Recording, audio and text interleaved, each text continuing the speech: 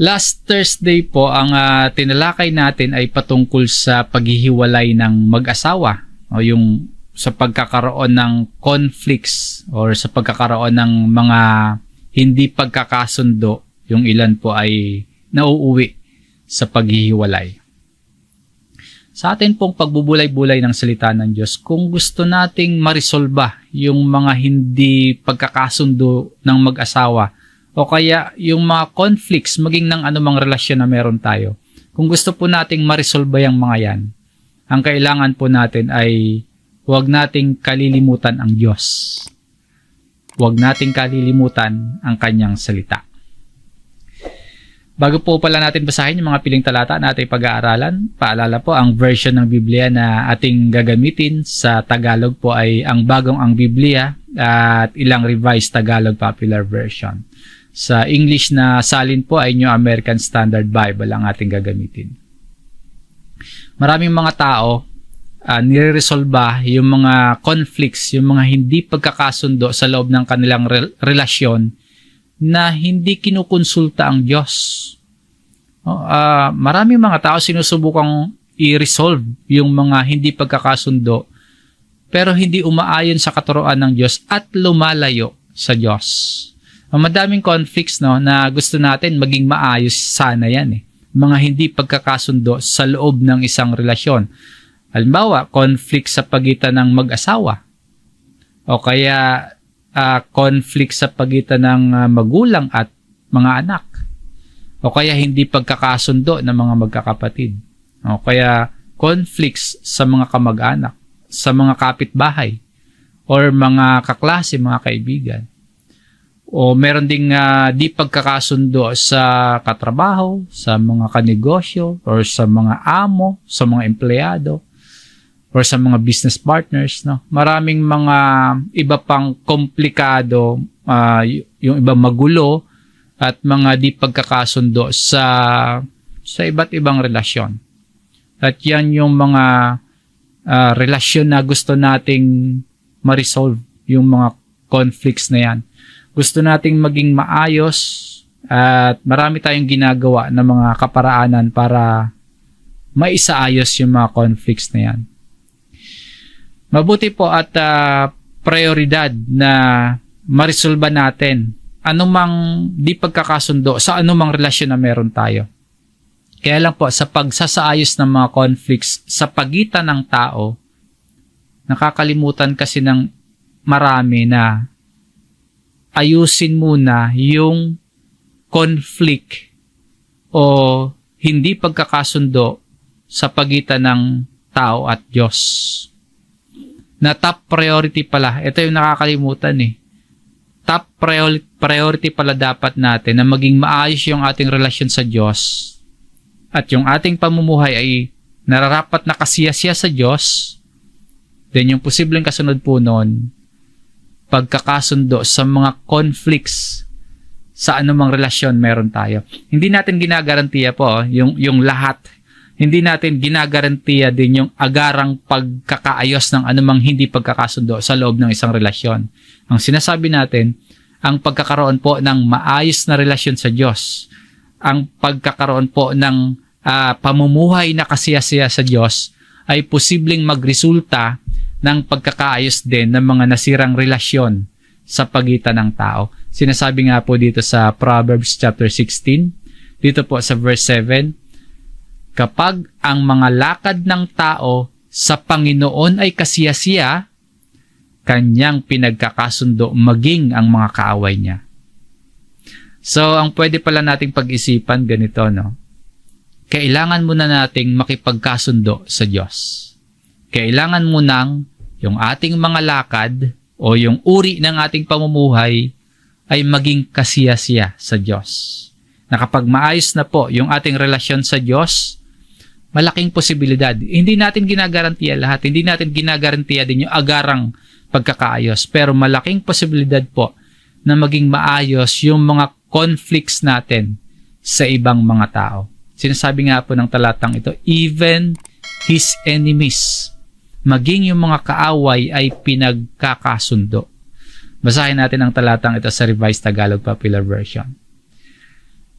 kung ang buhay ng tao ay kalugod-lugod kay Yahweh, maging ang mga kalaban sa Kanya'y makikipagbati. Maaring mahiwaga ito para sa atin, no? Maging ang mga kalaban sa Kanya'y makikipagbati kung ang buhay ng tao ay kalugod-lugod kay Yahweh. Mahiwaga siya, pero nagtitiwala naman tayo sa Diyos na sa ating pagkakilala sa Diyos, alam nating ang kaisipan ng Diyos hindi katulad ng kaisipan nating mga tao. Ang kaparaanan ng Diyos hindi katulad ng kaparaanan nating mga tao. Kumbaga, mas mabuti ang kaisipan, mas mabuti ang kaparaanan ng Diyos kumpara sa kaisipan at kaparaanan ng tao. So, kung ganon yung katotohanan, pag bulay-bulayan po natin yung mensaheng nakapaloob sa talatang ito. Kung gusto nating marisolba yung anumang conflicts sa anumang relasyon natin, kung gusto natin ang totoong maayos, yung tapat na relasyon sa kapwa, mainam po na magkaroon tayo ng mabuting relasyon sa Diyos. Kung ang ating pamumuhay po ay kalugod-lugod sa Diyos, maaaring magbunga yan ng pagresolba ng mga nasirang relasyon natin sa ating kapwa. Maaaring magbunga yan ng reconciliation, pakikipagbati, pakikipagkasundo sa ating kapwa. Ano po yung nais natin makita at bibigyan din sa ating aralin ngayon? Yung magkaroon po tayo ng mabuting relasyon sa Diyos at maging kasiyasiya sa Diyos yung ating pamumuhay. Maging kalugod-lugod sa Diyos ang ating buhay. Nais ng Diyos na magkaroon tayo ng relasyon sa Kanya. Nais ng Diyos na maging malapit tayo sa Kanya. Na itinuturing tayo o pinagkalooban tayo ng karapatan na maging anak ng Diyos. Yun yung kalooban ng ating Diyos. At nais po ng Diyos na lumapit tayo sa Kanya. Sa ating main text po na pag-aaralan dito po sa Santiago chapter 4 verse 8, basahin po natin. Lumapit kayo sa Diyos at Siya'y lalapit sa inyo. Maglinis kayo ng inyong mga kamay, mga makasalanan, at pabanalin ninyo ang inyong mga puso, kayong mga may dalawang pag-iisip. Ito pong sulat ni Santiago ay isinulat niya para sa mga kapatid sa pananampalataya na nakakaranas ng iba't ibang pagsubok, nakakaranas ng mga hirap ng buhay, kaya yung ilan po ay natutokso at natatangay ng masamang nasa. Mga nakakilala na sa Panginoon yung sinulatan nito, pero bumabalik sa mga makamundong gawain. Ito yung mga mananampalataya na nagsasabing mahal nila ang Diyos, pero minamahal din nila ang masamang sanlibutan. Kumbaga, wala silang loyalty. Kaya sinasabi sa kanila ni Santiago, kailangan nilang maging tapat. Ang kanilang sinasabing pananampalataya dapat nakikita ng tapat na pagsasabuhay. Sinasabi po dito ni Santiago, lumapit tayo sa Diyos at Siya'y lalapit sa atin. Ang Diyos ay lalapit sa atin sa ating paglapit sa Kanya. Pinapakita dito na nais ng Diyos na magkaroon tayo ng mabuti, nais ng Diyos na magkaroon tayo ng malapit na relasyon sa Kanya. And ito pong command dito ni James, hindi ibig sabihin na naghihintay sa atin ang Diyos. Naghihintay ang Diyos na maunang kumilos ang mga tao palapit sa Kanya.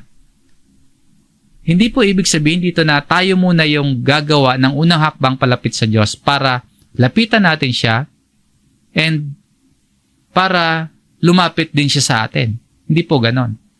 Tandaan po natin na ang ating Diyos ang naunang humakbang palapit sa atin. Sa pagkasugo po ng Amang Diyos sa ating Panginoong Hesus, yun yung unang hakbang. Ang Diyos ang unang lumapit sa tao, sa atin. Nagkaroon tayo ng pagkakataon na makalapit sa Diyos. Nagkaroon tayo ng pagkakataon na mabigyan ng karapatan na maging mga anak ng Diyos. Lahat po ng yan sa pamamagitan ni Jesus. Kung tinanggap natin si Jesus bilang ating Panginoon at tagapagligtas. So, ang Diyos po, ang unang humakbang papalapit sa atin. Kaya lang, kahit mga believers na po, tulad ng sinulatan dito ni Santiago, kahit mga mananampalataya na, may tendency pa rin po na lumayo tayo sa Diyos. Tulad nito, yung mga sinulatan ni James. Isinulat niya ito primarily para sa mga tinatawag niyang kapatid sa pananampalataya. Mga mananampalataya na lumalayo sa Diyos. Kung tayo po ay nakikipag-away sa ating kapwa, hindi tayo lumalapit sa Diyos. Lumalayo tayo noon. Kung mananampalataya tayo, pero marami tayong hindi pakikipagkasundo sa ating kapwa. Kung namumuhay tayong hindi kasiyasiya, namumuhay tayong hindi kalugod sa Diyos, hindi po tayo lumalapit niyan sa Diyos. Hindi tayo makakalapit sa Diyos kung puno ng galit, kung puno ng sama ng loob ang ating puso.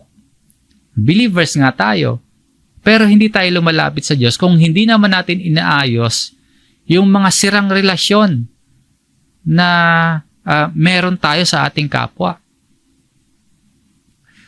Kung puno ng pagmamataas yung puso natin, kung puno ng galit yung puso natin, hindi tayo lumalapit niyan sa Diyos. Ang utos dito sa talatang ito, draw near to God.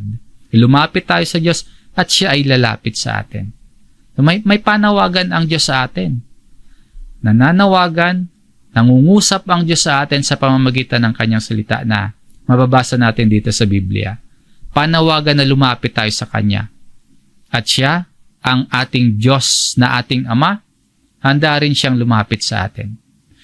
Ang disenyo ng Diyos sa ating relasyon sa Kanya, two-way relationship, hindi one-sided.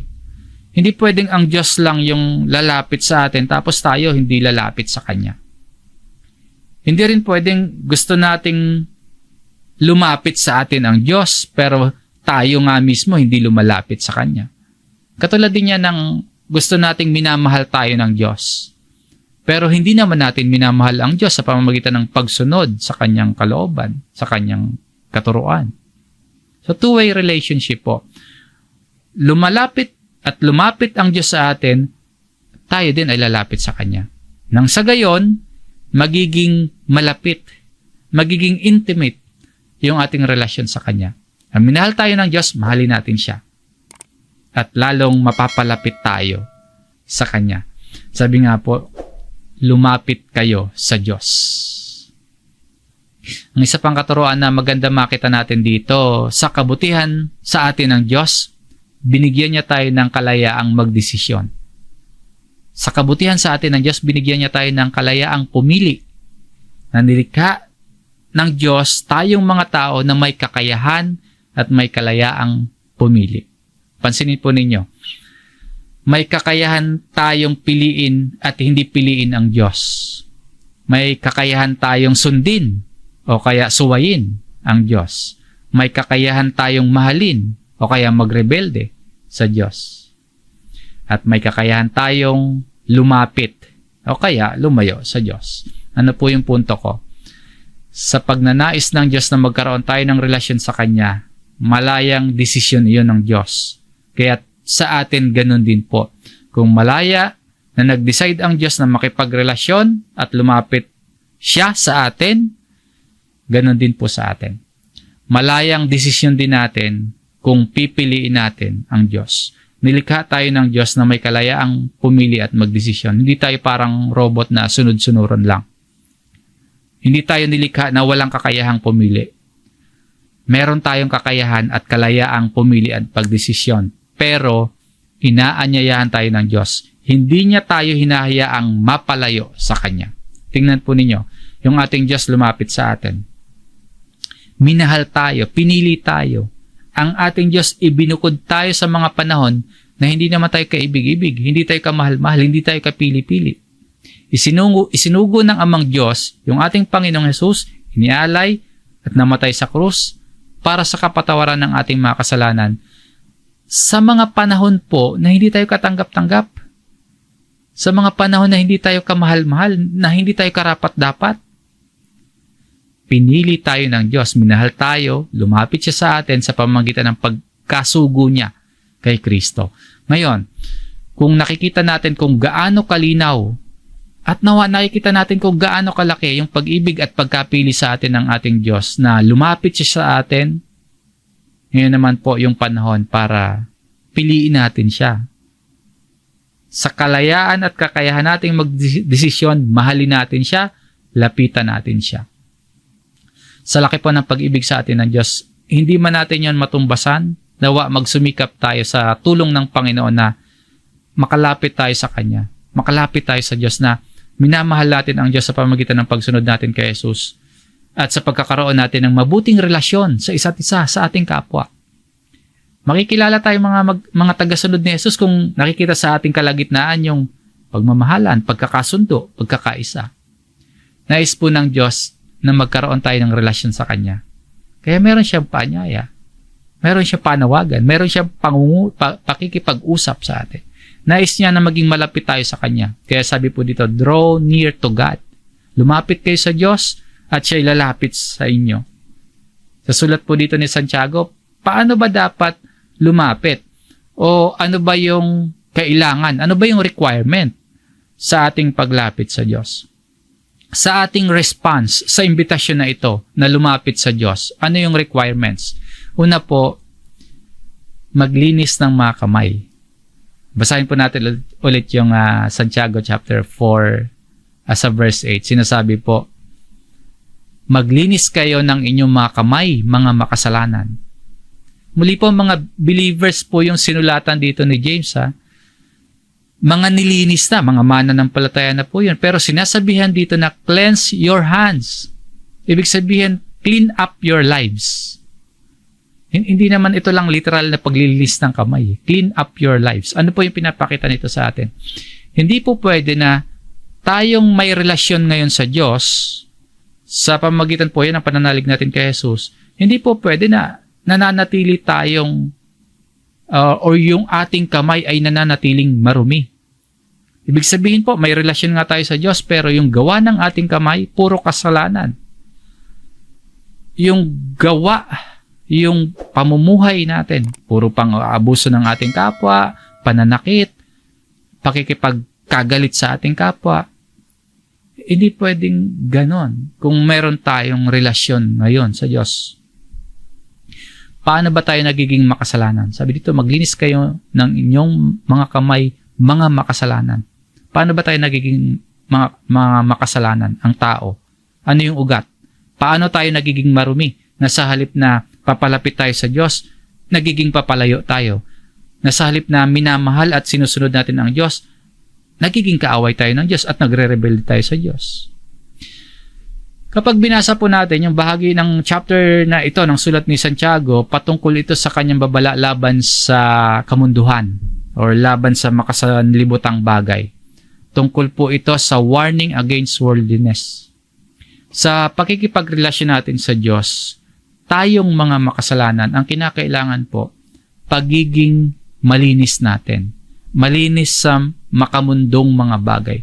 Sabi po ni James sa verse 4, dito pa rin sa chapter 4, mga ngalunya. Tinawag ni Santiago na mga adulterous people itong mga kapatid na sinulatan niya, no? Mga kapatid sa pananampalataya, tinatawag niyang mga ngalunya. Kapag sinabi po nating mga ngalunya, ito yung natalakay natin last time, yung dahilan ng paghiwalay ng mag-asawa. Itong adultery na to, sinisira nito yung original design ng Diyos patungkol sa pag-aasawa.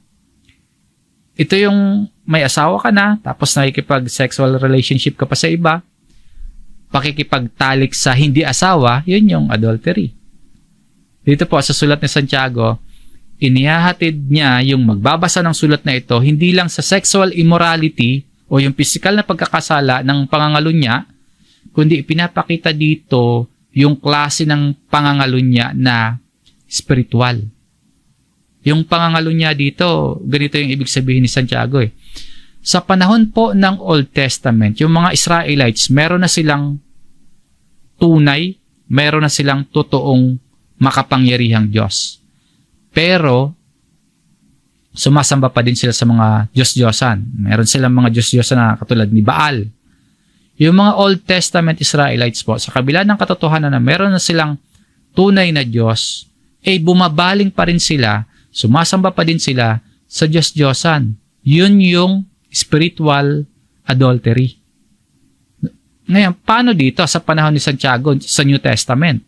Bakit tinawag pa din niya ng mga adulteresses itong mga kapatid niya sa pananampalataya, mga believers na sila? At malamang wala nang sumasamba diyan kay Baal, yung Diyos-Diyosan. Pero bakit mga ngalunya pa din? Ang sagot po, dahil hindi, itong mga sunalatan ni James, hindi po nagiging loyal, hindi po nagiging tapat sa Diyos. Nakikipagkaibigan pa din sila sa sanlibutan, sa kabila ng pagkakaroon nila ng relasyon sa Diyos. So, kung tayo po ay may relasyon na ngayon sa Diyos, hindi na pala dapat tayo nakikipagrelasyon sa sanlibutan.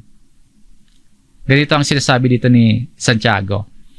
Hindi ba ninyo nalalaman na ang pakikipagkaibigan sa sanlibutan ay pakikipag-away sa Diyos? Pinagkasundo na nga po tayo ng Diyos sa pamamagitan ni Jesus. Inayos na niya yung ating relasyon sa Kanya. Ang Diyos ang unang lumapit sa atin sa pagkasugo niya sa Kanyang anak. Tapos tayo, hindi tayo nagiging tapat na nakikipagrelasyon pa din tayo sa sanlibutan. Nais ng Diyos na magkaroon tayo ng relasyon sa Kanya. Kaya niya isinugo ang Kanyang anak. Tapos tayo, hindi tayo nagiging tapat. Tayo nakikipagrelasyon pa rin sa sanlibutan. Pakikipag-away po yun sa Diyos. Ayon dito kay James. Yung mga Israelita noon, sumasamba kay Baal kasi inaakala nila makakatanggap sila ng saganang ani. Yung mga Old Testament Israelites, sumasamba sa Diyos-Diyosan, particular kay Baal, akala nila makakatanggap sila ng mga material benefits. Bumabaling sila sa Diyos-Diyosan sa pag-aakala na makakatanggap sila ng mga material na pagpapala. Sounds familiar pa rin ba? Maging sa panahon natin ngayon? Hindi lang ba ito nangyayari sa Old Testament Israelites? Kasi para minsan marami din sa atin para ding mga Israelita sa lumang tipan eh. Maaring wala nga tayong ribulto, maaring wala nga tayong sinasambang Diyos-Diyosan, pero ipinagpapalit naman natin ang ating Diyos at nagkakaroon tayo ng ibang priority sa pag-aakala na makakatanggap tayo ng material na kasaganahan. Na sa kabila ng sinasabi nating mahal natin ang ating Diyos at meron tayong mabuting relasyon sa Kanya, minamahal din natin yung sanlibutan. Nakikipagrelasyon din tayo sa sanlibutan. Kapag ganyan, sa halip na lumalapit tayo sa Diyos, nakikipag-away tayo sa Diyos, sabi dito ni Santiago. At sa pagpapatuloy niya, kaya't sino mang nagnanais na maging kaibigan ng sanlibutan ay nagiging kaaway ng Diyos. Pinakipagkasundo na nga Lumapit na nga una ang Diyos Inaanyayahan na tayong lumapit din. Pero kung hindi tayo nagiging tapat sa Diyos at nakikipagrelasyon pa tayo sa sanlibutan, tinawag ni Santiago na mga mangangalunya. Yung may relasyon na sa Diyos, pero nakikipagkaibigan din sa sanlibutan. Pwedeng wala nga tayong Baal na sinasamba ngayon, no? Pero kung minamahal natin yung mga makamundong bagay, kung minamahal natin yung kasaganahan na material, na top priority natin yung mga material things na nakikipagkaibigan tayo sa sanlibutan, ayon po dito, nagiging kaaway tayo ng Diyos. Kung nakikipag-away tayo sa Diyos, paano tayo magkakaroon ng malapit na relasyon sa Diyos? Itong mga taong sinulatan dito, sa kanilang pakikipag-away sa Diyos, gumagawa sila ng karumihan. Gumagawa sila ng kasamaan sa kanilang kapwa. Anong kasamaan? At gaano kasama yung kanilang pinagagawa sa verse 2? Kayo'y naghahangad at kayo'y wala. Kayo'y pumapatay at kayo'y nag-iimbot. At kayo'y hindi nagkakamit. Kayo'y nag-aaway at nagdidigmaan. Kayo'y wala sapagkat hindi kayo humingi. So gumagawa sila ng mga kasamaan. Yung kanilang mga kamay, marurumi. Gumagawa sila ng iba't ibang kasalanan para lang masatisfy yung kalayawan nila. Nakikipagkaibigan sila sa sanlibutan. Umaabot pa nga sa paggawa ng krimen, pumapatay. Polluted na masyado ng kasamaan yung kanilang puso. Remember, mga ano to mga believers ito, mga mananampalataya yung tinutukoy dito. Kung gusto nating mabuhay ng may malapit na relasyon sa Diyos, ibig sabihin nyo, nagre-response tayo sa paanyaya ng Diyos na lumapit sa Kanya. Kung gusto natin yon, hindi pwedeng mga mangangalunya tayo. Hindi pwedeng nakikipagkaibigan tayo sa sanlibutan. Na habang may relasyon tayo sa ating Diyos, meron naman tayong affair sa sanlibutan. Ang kinakailangan po sa ating paglapit sa Diyos, dapat malinis tayo. Sa ibang pagtuturo ng Biblia, dapat namuhay tayo ng may kabanalan. Kaya ang payo pa po ni Santiago sa pangunahing talata na ating pinag-aaralan, ito po yung kasunod na requirement sa ating paglapit sa Diyos, pabanalin ang puso. Yung ikalawang punto, kung paano pa ba dapat tayo lumapit o ano yung kailangan o ano yung requirement sa ating paglapit sa Diyos, purify your hearts. Sabi po dito, at pabanalin ninyo ang inyong mga puso, kayong mga may dalawang pag-iisip. Ito yung nais ng Diyos sa ating paglapit sa Kanya. Purity. Kabanalan. Nais para kanino? Para sa mga Kristiyano, mga mananampalatayang sinulatan ni Santiago. Mga katulad natin na mga mananampalataya pero double-minded. May dalawang pag-iisip. Nagsasabing minamahal ang Diyos pero minamahal din ang sanlibutan. Sinasabing priority ang Diyos pero priority din yung mga bagay na nasa sanlibutan. Yun yung double-minded. Wala ngang Baal, no? Wala ngang ribulto. Pero dalawa, yung Diyos. Yung mundo o sanlibutan, ginagawang pamalit sa tunay na Diyos. Hindi po pwede na meron tayong relasyon sa Diyos tapos may kalaguyo tayo, yung sanlibutan. Sabi po ni Apostol Pedro sa kanya namang sulat, basahin natin itong 1 Peter chapter 1 verse 15. Sa halip, yamang banal ang sa inyo'y tumawag, maging banal naman kayo sa lahat ng paraan ng pamumuhay. Sa ating paglapit sa Diyos, linisin natin yung mga gawa ng ating kamay. Pabanalin natin yung ating mga puso, maging banal tayo sa lahat ng paraan ng ating pamumuhay.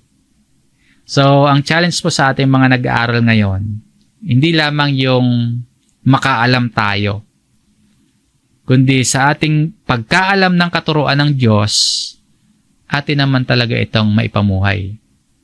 Inaanyayahan tayo na lumapit sa Diyos. Clear yung message ng Diyos sa atin. Inaanyayahan tayo. May panawagan siya. May pag-uutos siya na lumapit tayo sa Diyos. Maging tapat po tayo. Maging faithful po tayo sa ating Diyos. Nais ng Diyos na maging malinis tayo. Nais ng Diyos na maging banal tayo sa ating paglapit sa Kanya. At asahan natin, lalapit din siya sa atin. At ito pong paghihikayat sa atin na mamuhay ng may kabanalan ay hindi lamang sa tuwing meron tayong or merong nakakakita sa atin. Yung hinihikayat tayo na maging banal tayo sa lahat ng paraan ng pamumuhay, hindi lamang kapag may nakatingin sa ating ibang tao o kaya naman kapag mga unbelievers na, mga hindi na mga mananampalataya ang mga nakakasama natin, namumuhay na tayo ng marumi o kaya nagiging unholy na tayo. Ang payo po dito ni Apostle Peter, in all our behavior, maging banal po ang bawat isa sa lahat ng paraan ng pamumuhay. At ang sinasabi nga po sa ating pangunahing talatang pinag-aaralan sa sulat ni Santiago, lumapit kayo sa Diyos at siya'y lalapit sa inyo.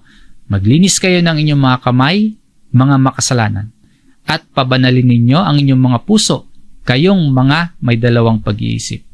Nais ng Diyos na maging malinis tayo. Kaya linisin natin yung ating mga pagkilos. Obserbahan natin. Maging maingat tayo sa ating pamumuhay.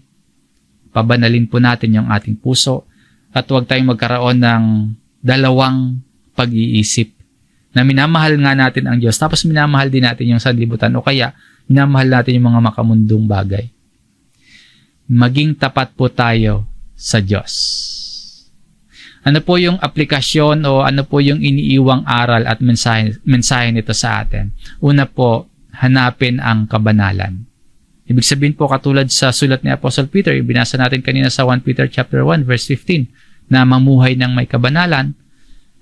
Ang sinasabi naman po sa sulat na o aklat ng Hebreo, sikapin ninyong makasundo ang lahat at magpakabanal sapagkat hindi ninyo makikita ang Panginoon kung hindi kayo mamumuhay ng ganito.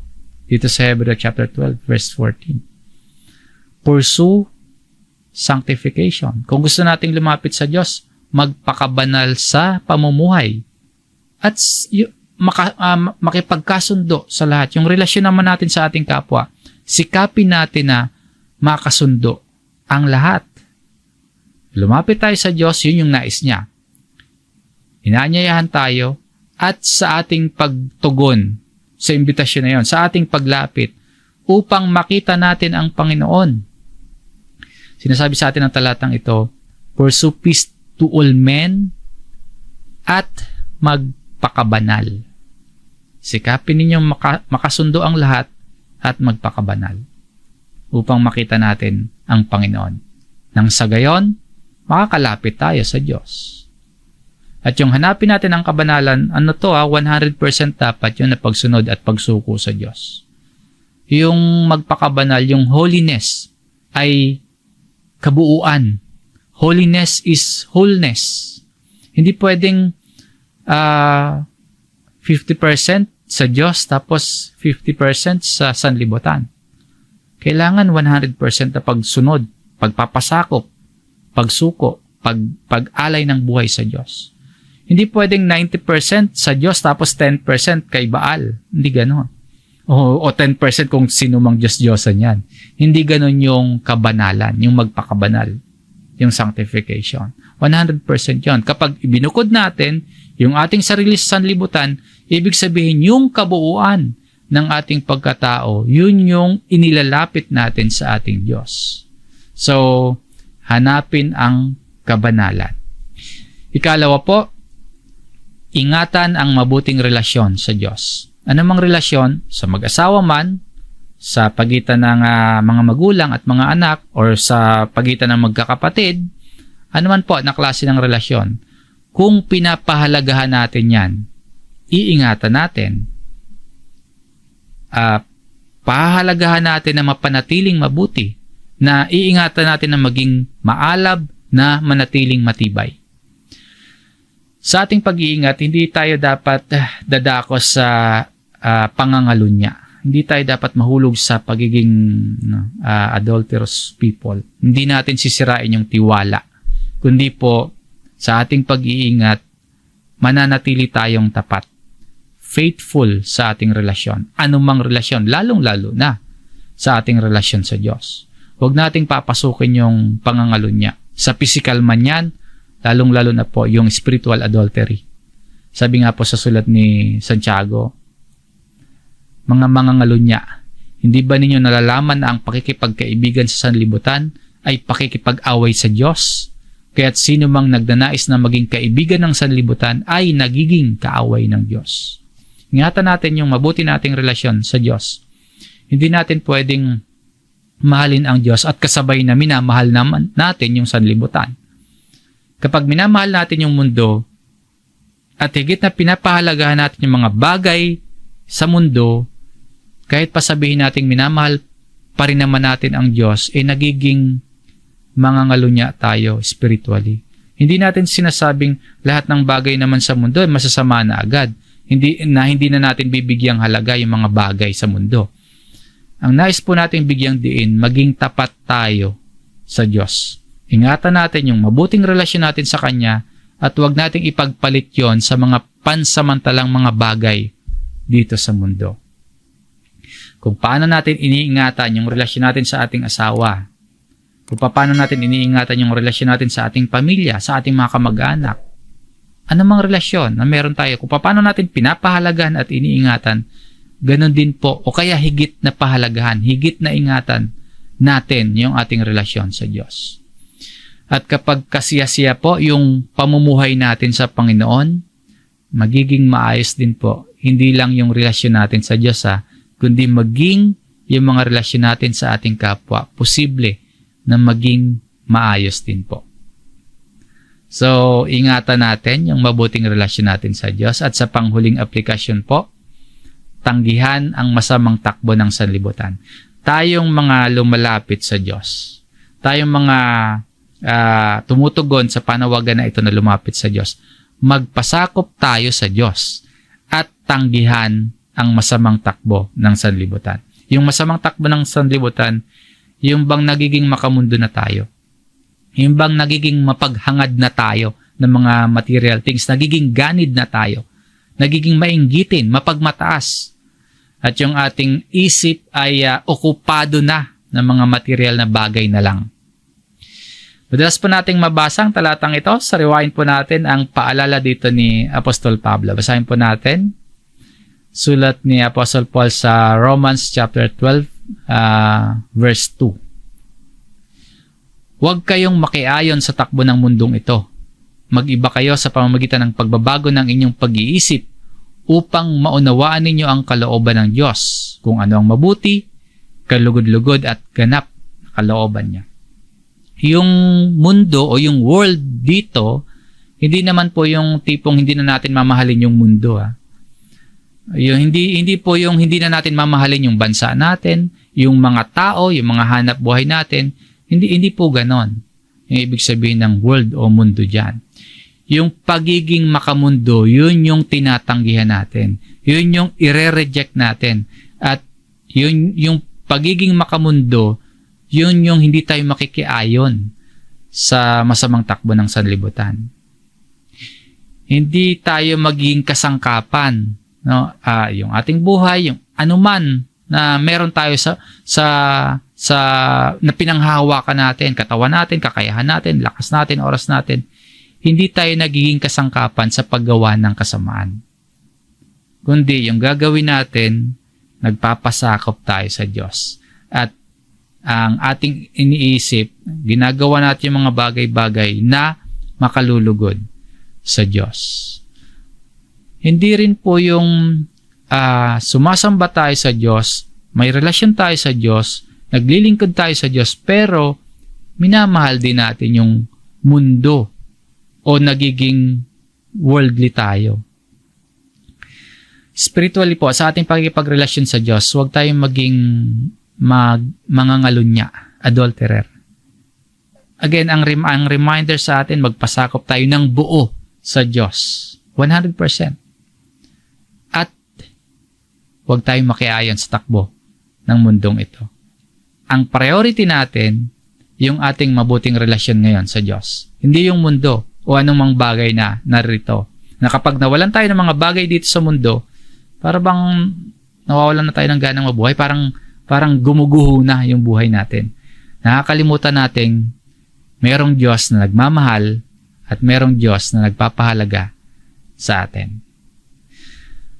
Sa ating paglapit sa Diyos, meron talaga tayong mga bibitawan. Sa ating paglapit sa Diyos, huhubarin natin yung masamang pagkatao natin at isusuot natin yung katuwiran, isusuot natin yung kabutihan ng ating Panginoon.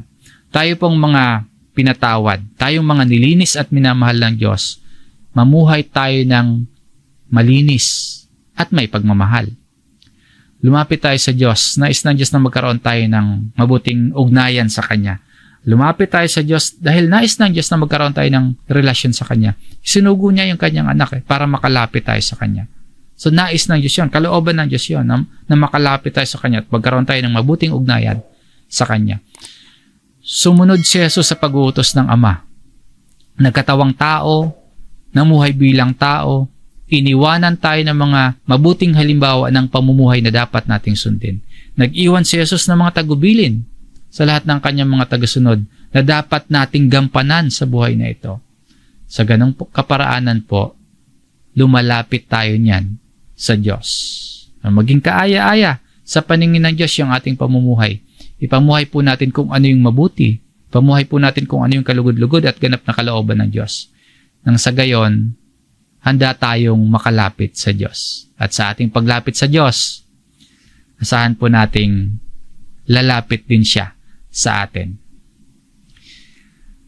Hanggang dito po ang ating aralin. Maraming salamat sa inyong pakikinig mga kapatid. Purihin natin ang ating Panginoon.